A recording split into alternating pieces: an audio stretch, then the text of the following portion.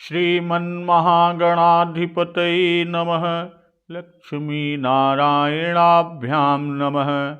उमामहेश्वराभ्यां नमः। वाणीहिरण्यगर्भाभ्यां नमः। शचीपुरन्दराभ्यां नमः। मातापितृचरणकमलेभ्यो नमः। इष्टदेवताभ्यो नमः। कुलदेवताभ्यो नमः। ग्रामदेवताभ्यो नमः। स्थानदेवताभ्यो नमः। वास्तुदेवताभ्यो नमः। सर्वेभ्यो देवेभ्यो नमः। सर्वेभ्यो ब्राह्मणेभ्यो नमः। श्रीगुरुचरणकमलेभ्यो नमः। ओम सिद्धिबुद्धिसहिताय श्रीमन्महागणाधिपतये नमः। रानी कैकेयी बार बार मंथरा से आदर के साथ पूछ रही हैं, और यह जैसी भावी या होनहार है वैसे ही बुद्धि भी फिर गई है। दासी मंथरा अपना दांव लगा जानकर हर्षित हो रही है, खुश हो रही है, और कहती है कि तुम पूछो मैं कहत डेराऊं, धरू मोर घर फोरी नाऊं। सजी प्रतीति बहु विधि गढ़ी छोली, अवध साढ़ साती तब बोली। तो पूछती हो किंतु मैं तो कहते हुए डरती हूं। क्यों? क्योंकि तुमने पहले ही मेरा नाम घर फोड़ी रख दिया है। अब बहुत तरह से गढ़ कर छोल कर खूब विश्वास जमा कर तब वह अयोध्या की 7.5 शनि की 7.5 वर्ष की दशारूपी मंथरा बोलती है कि प्रिय सिय राम कहा तुम रानी, राम ही तुम प्रिय सो फुरी बानी। रहा प्रथम अब ते दिन बीते, समो फिरे रिपु हो ही प्रीते। मंथरा कह रही है कैकेयी से कि हे रानी, तुमने जो कहा कि मुझे सीता और राम प्रिय हैं और राम तुमको प्रिय हो, सो यह सच्ची बात है। परंतु यह बात पहले थी, अब वो दिन बीत गए। समय फिर जाने पर मित्र भी शत्रु हो जाते हैं, शत्रु बन जाते हैं। और उसका दृष्टांत देती है कि भानु कमल कुल पोख निहारा, बिनु जल जारी करई सोई छारा। कि सूर्य कमल के कुल का पालन करने वाला है, किंतु बिना जल के वही सूर्य कमलों को जलाकर भस्म कर देता है। तो जरी तुम्हारी चह सवती उखारी, रुधहु करी उपाहु बरबारी। सौत कौशल्या तुम्हारी जड़ उखाड़ना चाहती है, इसलिए उपाय रूपी श्रेष्ठ बाण या घेरा लगाकर उसे रूंध दो, उसे सुरक्षित कर दो। और इतना ही नहीं, आगे भी कह रही है कि तुम्हिन सोचु सुहाग बल, निज बस जानहु राव। मन मलिन मुह मीठ नृपु, राउर सरल सुभाव। तुमको अपने सुहाग के यानी झूठे सुहाग के बल पर भी सोच नहीं है, कुछ भी सोच नहीं है। राजा को अपने वश में जानती हो, किंतु राजा मन के मैले हैं, मुंह के मीठे हैं, और आपका सीधा स्वभाव है, यानी आप कपट चतुराई कुछ तो जानती ही नहीं। और उधर राम जी की माता कौशल्या जी के बारे में कह रही है कि चतुर गंभीर राम महतारी, बीचु पाई निज बात संवारी। पठये भरतु भूप ननियौरे, राम मातु मत जानब रौरे। कि कौशल्या बड़ी चतुर और गंभीर है, कौशल्या की था कोई नहीं पाता। कौशल्या ने मौका पाकर अपनी बात बना ली। राजा ने जो भरत को ननिहाल भेज दिया, ऐसे नहीं भेजा, उसमें आप बस राम की माता की ही सलाह को समझिए। उन्हीं की सलाह पर राजा दशरथ जी ने भरत को ननिहाल भेजा। और कौशल्या क्या समझती है कि सेवहि सकल सवति मोहिनी के, गर्वित भरत मातु बल पीके। सालु तुम्हार कौशलहि माई, कपट चतुर नहीं होई जनाई। और इतना ही नहीं, कौशल्या के हृदय का भाव जानने में नहीं आता, वह उसे चतुरता से छिपाए रहती है। और जो राजा जी का तुम पर विशेष प्रेम है, तो कौशल्या सौत के स्वभाव से उसे देख नहीं सकती। तो राजहि तुम पर प्रेम विसेखी, सवति सुभाउ सकई नहीं देखी। इसीलिए रचि प्रपंचु भूप ही अपनाई, राम तिलक हित लगन धराई। कि अपने जाल में इसीलिए कौशल्या ने राजा को फंसाकर अपने वश में किया, और भरत की अनुपस्थिति में राम के राज तिलक के लिए लग्न भी निश्चित करवा लिया।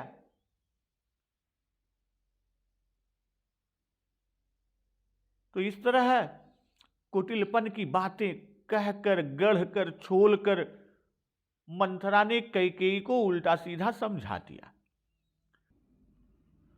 रच पचि कोटिक कुटिलपन, कीन्ह सि कपट प्रबोध। कहि सि कथा सती सवति कहे, जहि विधि बाढ़ विरोध। सैकड़ों सौतों की कहानियां इस प्रकार बना बना कर कही कि जिससे हर तरह से विरोध बढ़े। तो आज का प्रसंग इसी के आगे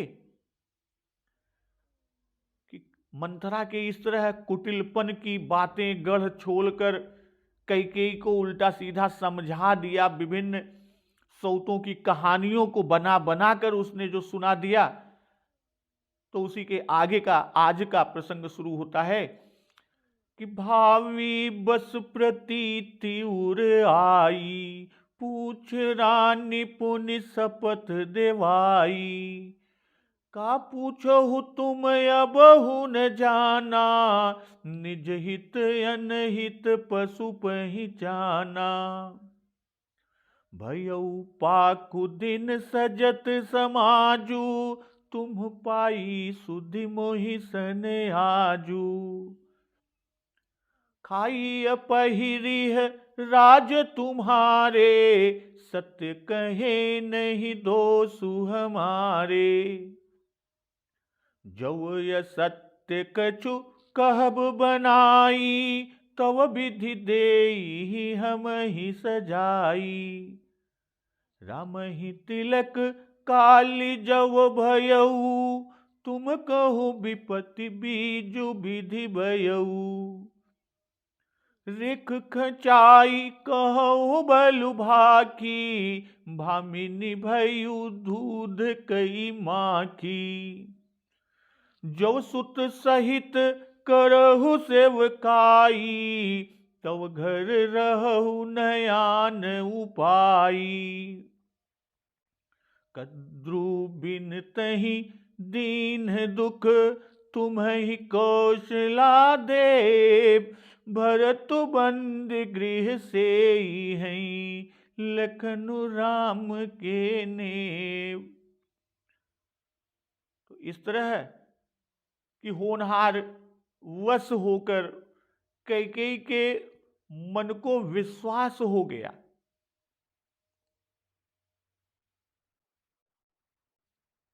यानी कैकेयी के हृदय में मंथरा पर विश्वास जम गया। तब रानी पूछी रानी पुनि शपथ दिवाई, कि फिर से शपथ दिलाकर पूछने लगी। तो उस पर मंथरा बोलती है कि का पूछहु तुम अबहु न जाना, निज हित अनहित पशु पहिचाना। मंथरा कहती है कि क्या पूछती हो, अरे तुमने अब भी न समझा, अपना भला और बुरा अर्थात मित्र और शत्रु को तो पशु भी पहचान लेते हैं। अब भयऊ पाखु दिन सजत समाजू, तुम पाई सुधि मोहि सन आजू। तिलक की तैयारी होते हुए तो एक पखवाड़ा हो गया, और तुमने आज मुझसे खबर पाई। भावी बस प्रतीति उड़ आई। पहले भावी वश बुद्धि का फिरना, भ्रष्ट होना कहा कि तस मति फिरी आई जैसी भावी। अब विश्वास का होना भी भावी वश कहते हैं कि भावी बस प्रतीति उड़ आई। भाव यह है कि मंथरा के कहने से न तो बुद्धि फिरी थी न प्रतीति ही आई। भावी से ही पहले बुद्धि नष्ट हुई और फिर प्रतीति भी भावी से ही हुई।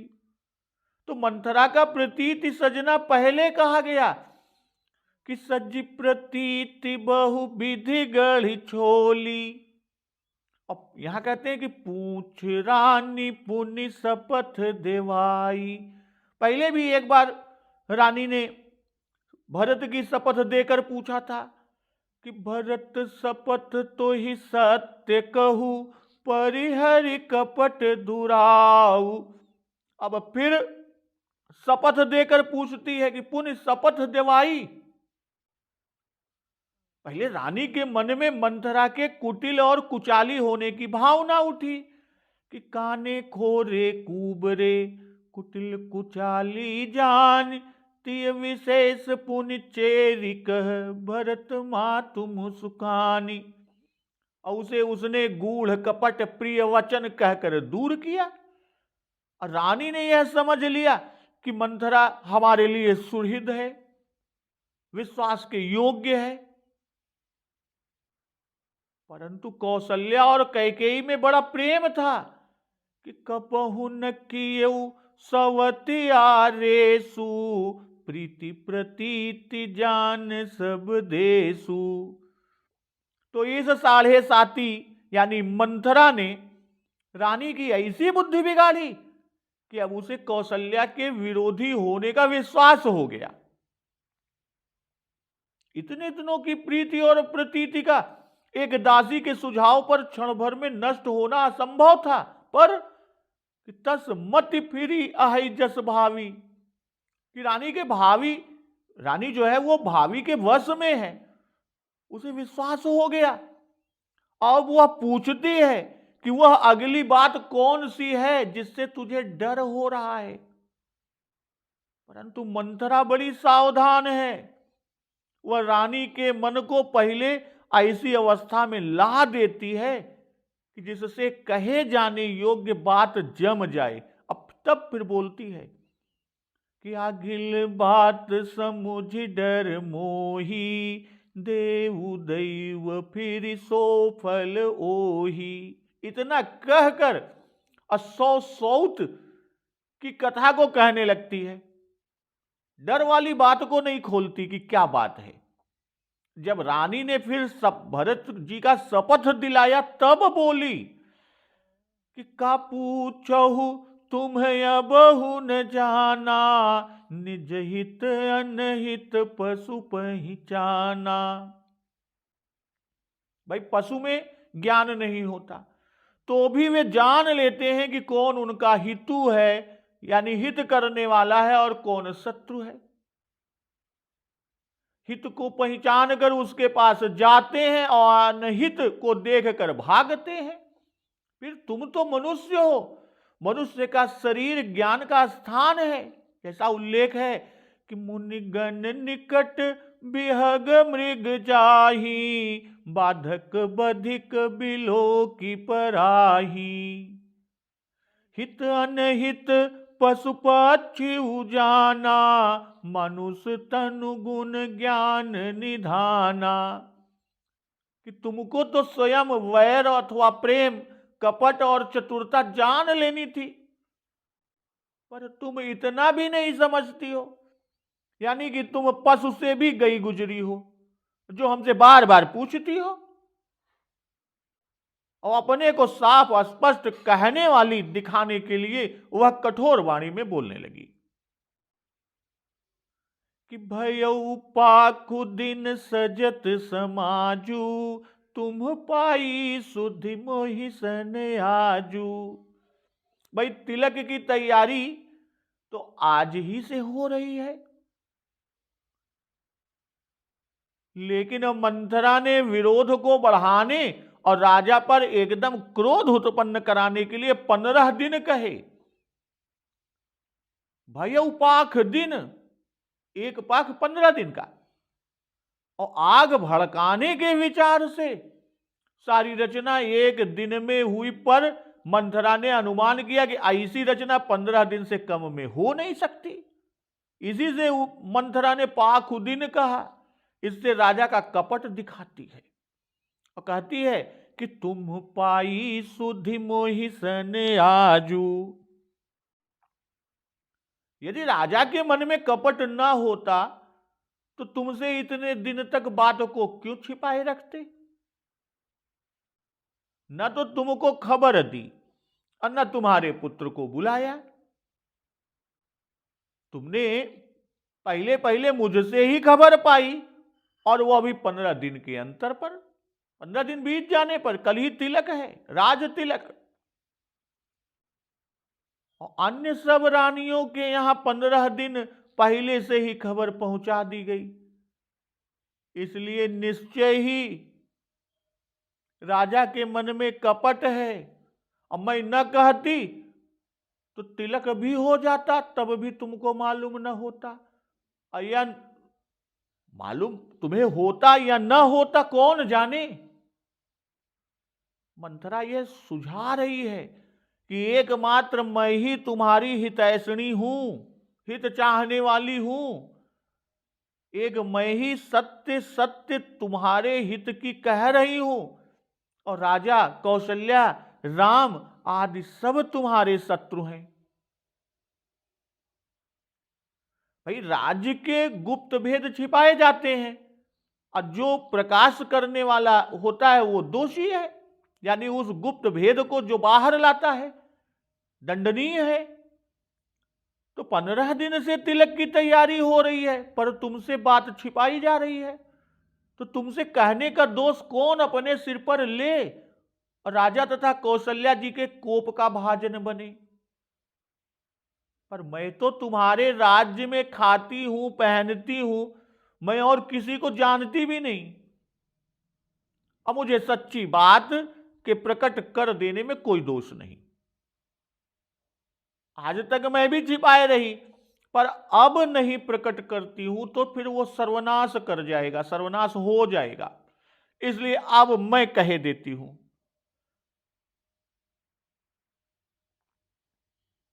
कि जब ते कुमत सुना मैं स्वामिनी, भूख न बासर नींद न जामिनी। आगे कि खाई पहिरी है राज तुम्हारे, सत्य कहे नहीं दोषु हमारे। कि मैं तुम्हारे राज्य में खाती हूं, पहनती हूं, इसलिए मेरे सत्य कहने में मुझे दोष नहीं, कोई भी दोष नहीं लग सकता। जो यह सत्य कछु कहब बनाई, तो विधि देई हम ही सजाई। और यदि मैं कुछ झूठ बनाकर कहूं तो विधाता मुझे दंड देगा। तो सत्य कहे नहीं दोषु हमारे, भाई सत्य कहने में भी दोष लगता है। सत्य भाषण के विषय में कि सत्यम ब्रूयात प्रियम ब्रूयान, ब्रूयात सत्यम प्रियम, प्रियम च नानृतम ब्रूयात देख धर्म सनातन। यह नीति का श्लोक बहुत प्रसिद्ध है। अर्थात वह सत्य बोलना चाहिए जो प्रिय हो, और जो दूसरों को अप्रिय हो वह सत्य भी न बोले, और असत्य प्रिय भी हो तो भी न बोले। यह सनातन धर्म है। तो मंथरा के कहने का आशय कि यद्यपि मेरे इस सत्य से कौशल्या के हित की हानि होगी, और यद्यपि दूसरे का कार्य जिसमें बिगड़े वह सत्य भी दूषित कहा जाता है, फिर भी मैं तो तुम्हारा खाती पहनती हूं, तुम्हारे राज्य में हूं, और इस सत्य से तुम्हारा हित होगा, इसलिए मुझे दोष नहीं हो सकता। भाई मेरी स्वामिनी का तो हित है, दूसरे को हानि हुआ करे तो हो, क्योंकि खाई पहिरी है राज तुम्हारे, सत्य कहे नहीं दोषु हमारे। भाई जिस सत्य से किसी का अनहित हो उसे न कहना चाहिए। इसी पर मंथरा कहती है कि मैं तुम्हारा खाती हूं पहनती हूं, इसलिए मुझे तुम्हारा अहित भारी हानि नहीं देखनी चाहिए, इसलिए मेरे सत्य कहने में कोई दोष नहीं है। राज तुम्हारे, भाई तुम्हारी सौत तुम्हारा राज्य नष्ट करना चाहती है, और उसकी रक्षा के लिए मैं सत्य कहती हूं, तो दूसरे को दोष देना पाप है, इसलिए कहती हूं कि मैं सत्य कहती हूं। कौशल्या का दोष कहने से मुझे दोष नहीं लग सकता। भाई पति प्रिया होने से पति का राज्य तुम्हारा ही राज्य था, और राम राज्य होने से तुम्हारा राज्य न रह जाएगा, वह तो कौशल्या और सीता का राज्य होगा। तुम्हारा राज्य तो भरत के राजा होने से ही रह सकता है, अन्यथा नहीं। और इस पर कहती क्या है मंथरा कि जो सत्य कछु कहब बनाई, तो विधि दे हम ही सजाई। भाई रानी के कि भरत शपथ तो ही सत्य कहू, का उत्तर कि जो सत्य कछु कहब बनाई, तो विधि दे हम ही सजाई। पहले कहा कि सत्य कहे नहीं दोष हमारे, अर्थात सत्य में दोष नहीं, और अब कहती है कि यदि असत्य कहूं तो दंड मिलेगा। भाई मैं असत्य से डरती हूं, असत्य से दोष लगेगा। कछु कहब बनाई कि मैं सब सत्य ही सत्य कहूंगी, किंचित भी असत्य को नहीं कहूंगी। राम राज्य से किसी को भी दुख नहीं हो सकता, और मंथरा राम राज्याभिषेक को कैकेयी के लिए विपत्ति का बीज बताती है। यह सब क्या है? यह सब असत्य है, इसलिए इसे शत्रुघ्न जी द्वारा दंड मिलेगा। कि तब ते ही जब ननिहाल से आते हैं और सारा समाचार मिलता है, शत्रुघ्न जी क्रोध में, उसी समय ये कुबड़ी मंथरा सामने पड़ती है कि तेहि अवसर कुबरीत है आई, बसन विभूषण विविध बनाई। लख रिस भरेउ लखन लघु भाई, बरत अनल घृत आहुति पाई। हुम गिलात तक कुबर मारा, परिमुह भर मही करत पुकारा। कुबर टूटेउ फूट कपारू, दलित दसन मुख रुधिर प्रचारू। इतना ही नहीं, सुन रिपुहन लखी नख सिख खोटी, लगे घसीटन धरी धरी झोटी। और यहां विधि का दंड देना कहती है, क्योंकि विधि कर्म के फल का दाता या कर्म का फल देते हैं, तो वे शत्रुघ्न द्वारा दंड देंगे। कैकेयी को दृढ़ करने के लिए वचन कहे, जिससे सत्य मानकर वह उसके कहने के अनुकूल काम करें। और आगे रानी कैकेयी जी से मंथरा कह रही है कि राम ही तिलक काली जो भयऊ, तुम कहूं विपत्ति बीजु विधि भयऊ। जो कल रामचंद्र जी का तिलक हो गया तो समझ रखिएगा, ये समझ लीजिएगा कि विधाता ने आपके लिए विपत्ति का बीज ही बो दिया। रेख खचाई कहु बल भाकी, भामिनी भयु दूध कई माखी। अब मैं रेखा खींचकर बलपूर्वक कहती हूं कि हे भामिनी, आप दूध की मक्खी हो गई। जो सुत सहित करहु सेवकाई, तो घर रहु नयान उपाई।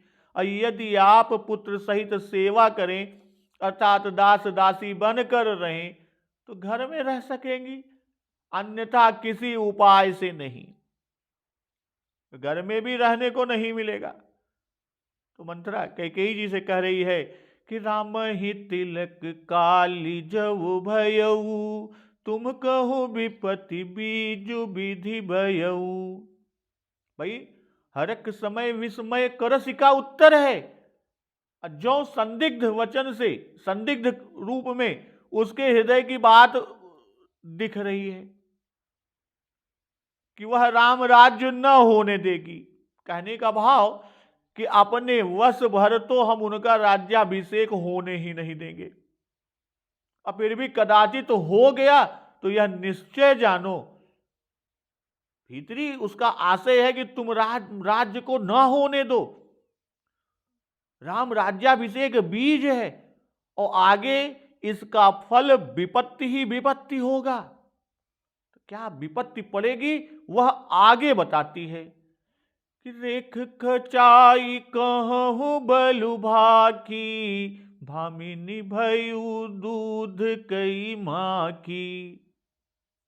बल भाकी जोर देकर कहती हूं, और रेख खिंचाई, रेखा खींचकर कहना एक मुहावरा है जिसका अर्थ होता है निश्चय पूर्वक कहना या जोर देकर कहना। जिस तरह पत्थर पर खींची हुई लकीर नहीं मिटती, वैसे ही मेरी यह बात अमिट है, पक्की है। पूछे हो गुनिन रेख तिन खींची, जिस तरह यह उल्लेख है। अब भामिनी की हे भामिनी, अब भामिनी मानवती क्रोधवती स्त्री को कहते हैं। प्रायः यह स्त्री रमणी और सुंदरी के अर्थ में आता है। कह रघुपति सुन भामिनी बाता।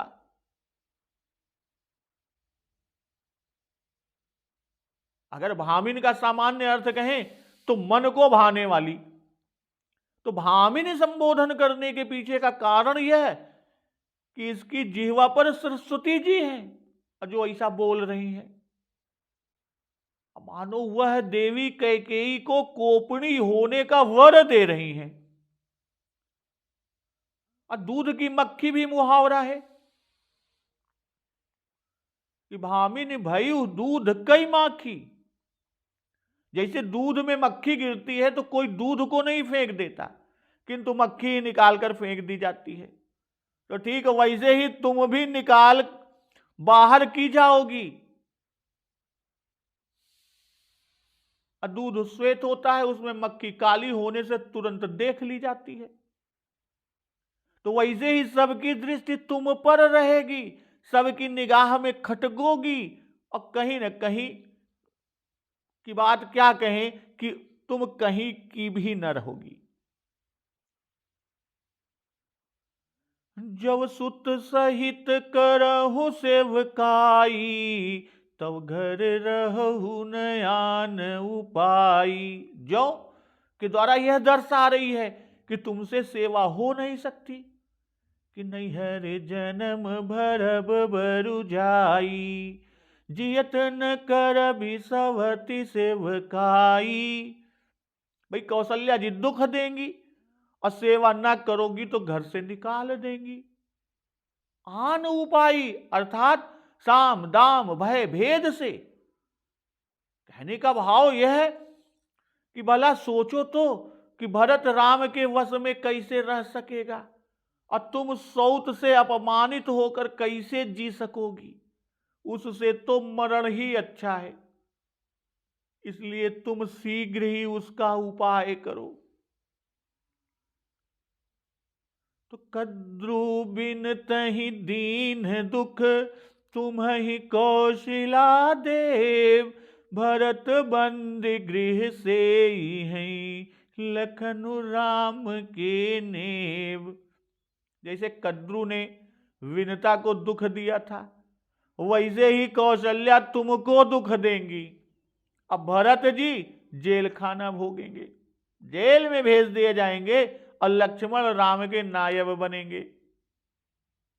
पहले जो कहा कि सुत सहित सेवा करनी होगी, तो उसी को दृष्टांत देकर और स्पष्ट और पुष्ट करती है मंथरा कि कौशल्या की इच्छा है कि तुम उनकी सेवा करो, इसलिए वे तुमको दासी बनाएंगी।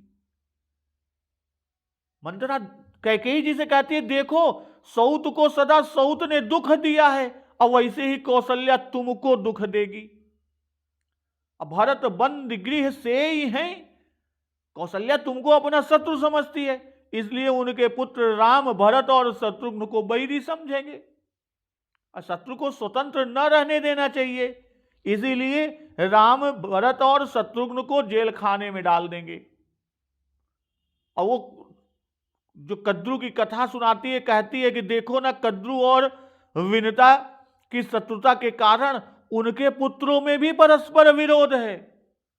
भरत बंद गृह से ही हैं कि विनता का उद्धार तो उसके पुत्र गरुड़ ने किया था, पर तुम्हारा पुत्र तुम्हारा उद्धार न कर सकेगा। करेगा कैसे? वह तो पहले ही बंदी गृह में डाल दिया जाएगा, और तुम आजीवन दासी ही बनी रहोगी।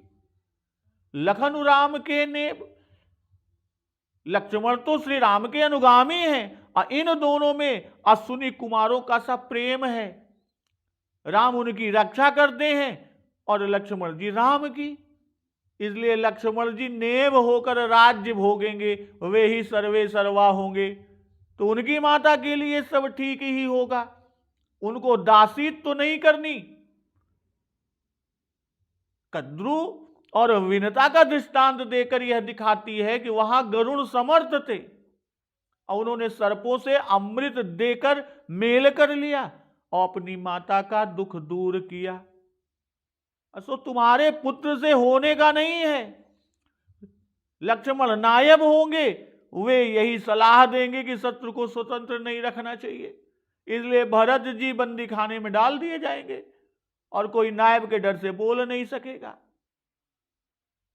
भाई पटैती यानी पट्टीदारी जबरदस्त होती है, और वे राम जी के कहने पर भी न मानेंगे। अब कद्रु विनता की कथा कुछ इस तरह कि श्री कश्यप ऋषि जी की दो स्त्रियों में से दो थी। कौन? कद्रु नागों की माता, और विनता गरुण और अरुण की माता। एक बार दोनों में सूर्य के घोड़े की जो क्षीर समुद्र से निकले हुए उच्चई स्रवा की पूंछ के रंग के विषय में वाद विवाद हुआ। कद्रु काली बताती और विनता श्वेत बताती। तो अंततोगत्वा यह ठहरी, यह बात पक्की हुई कि जिसकी बात झूठी निकले वह दूसरे की दासी होकर रहेगी। कद्रु के पुत्र घोड़े की पूंछ से जा लिपटे, यानी उनके जो सर्प पुत्र, जिससे वह काली दिखाई पड़ी। उच्चाई श्रवा घोड़े की पूंछ काली दिखाई पड़ी, और इस चालाकी से कद्रु ने विनता को दासी बनाया और अनेक कष्ट दिया करती थी। मंथरा कैकेयी को यह कहानी सुना रही, और अपनी माता को खिन्न देख गरुड़ ने पूछा तो उसने सब हाल बताया। तो इस पर गरुड़ ने तपस्या कर विष्णु भगवान को प्रसन्न कर वर मांग लिया कि मैं सर्पों का भक्षण किया करूं और मुझे उनका विष न लगे। बस अब गरुड़ ने सर्पों का भक्षण प्रारंभ कर दिया। इस तरह माता का बदला लिया। अब महाभारत आदि पर्व अध्याय 27 में जो उल्लेख है कि गरुड़ के माता से पूछने पर कि नागों की आज्ञा मानने के लिए मैं क्यों बारंबार विवश किया जाता हूं, तो उन्होंने कद्रु और नागों के छल का सारा वृत्तांत गरुड़ को कह सुनाया। तब गरुड़ ने नागों से कहा कि हम तुम्हारा क्या काम कर दें जिसके बदले में मैं और मेरी माता दास भाव से छुटकारा पा जाएं। तो उन्होंने कहा कि हमें अमृत ला दो। अब माता की आज्ञा ले और माता पिता दोनों का आशीर्वाद ले कर अमृत लेने के लिए गरुड़ जी चले। तो गज कच्छप को सरोवर से पकड़कर आकाश मार्ग में जा हिमांचल पर पहुंच उन्हें खा डाला। फिर वे देवताओं को युद्ध में हराकर अमृत प्राप्त कर ले आए। तो इतनी कठिनाइयों को झेलकर माता को गरुड़ ने दासी भाव से छुड़ाया। इधर इंद्र ने गरुड़ से मित्रता कर ली और नागों के भक्षण का वर गरुड़ को दिया। और गरुड़ ने अमृत का घट नागों के सामने लाकर रख दिया और माता को दासीत्व से छुड़ाया। त्यों ही इंद्र वह अमृत उठा ले गए। तो नागों को पीने को ना मिला अमृत, तो जैसा छल उन्होंने किया था वैसा ही फल भी पाया। तो यह सारी कहानी सुनाकर कुबड़ी मंथरा कैकेयी जी को डरा रही है और कैकेयी कुबड़ी मंथरा की वह कड़वी वाणी सुनते ही किस तरह से डर कर सूख गई, बोल नहीं पा रही हैं। उनके शरीर की क्या दशा हुई, केले की तरह कांपने लगी। और यह सब दशा देख कुबड़ी ने दांतों तले जीभ दबाई। तो आगे का प्रसंग हम लोग अगले दिवस की कथा में श्रवण अमृत पान करेंगे। तो एक बार जोर से बोलिए, सियावर रामचंद्र की जय, पवन सुत हनुमान की जय। जगत जननी मां जगदम्बा की जय, गुरुदेव भगवान की जय, उमापति महादेव की जय। जय श्री राम।